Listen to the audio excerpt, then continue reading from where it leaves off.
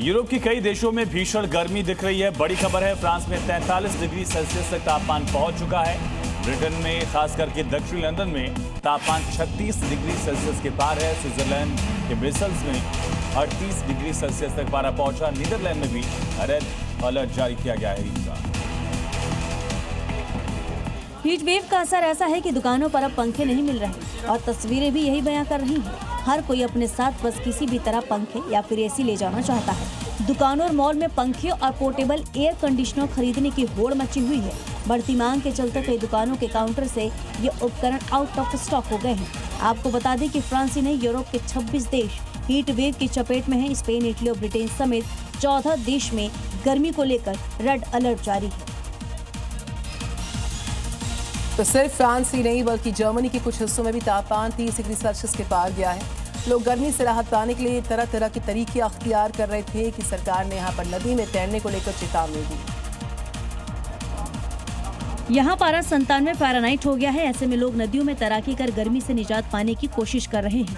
लेकिन हाल ही में हुए कुछ हादसों की वजह से प्रशासन ने यहाँ की राय नदी में तैरने के खतरों के बारे में चेतावनी दे दी है। प्रशासन की माने तो पिछले हफ्ते ग्रॉस गेराउ के पास राय नदी में 23, 27 और 50 साल के 3 लोग गायब हो गए थे और जब सर्च ऑपरेशन चलाया तो तीनों के शव मिले, जिसके बाद प्रशासन ने यहाँ की राय नदी में तैराकी को लेकर चेतावनी जारी कर दी है। वेनेजुएला के काराकस में 2 बड़े भूकंपों के बाद लगातार रेस्क्यू ऑपरेशंस युद्ध स्तर पर देखे जा रहे हैं। दरअसल हो चुकी इमारतों में जिंदगियों की तलाश की जा रही है। युद्ध स्तर पर आगे रेस्क्यू को बढ़ाया गया। 7.2 और 7.5 तीव्रता के भूकंपों के बाद राजधानी काराकस और उसके आसपास भारी तबाही मची हुई है, जिससे लोग मलबे में दब गए और जबरदस्त आफ्टर शॉक महसूस किए। अमेरिकी जियोलॉजिकल सर्वे की माने तो भूकंप का केंद्र काराकस से करीब 160 किलोमीटर था, जिसमें 150 से ज्यादा लोगों की मौत हुई है और 1500 से ज्यादा लोग घायल हैं। वहीं वेनेजुएला के अंतरिम राष्ट्रपति डेल्सी ने बताया कि सरकार अभी भी मलबे में दबे लोगों की मदद के लिए भारी मशीनरी तैनात करने के काम तेजी से लाने के लिए कारोबारियों के साथ मिलकर काम कर रही है। वहीं ब्रिटेन में भी तापमान लोगों को परेशान कर रहा है, लेकिन ऐसी गर्मी से बचाने के लिए स्कूलों में खास इंतजाम किए गए हैं, जिससे आने वाले बच्चों को गर्मी के कहर से बचाया जाए।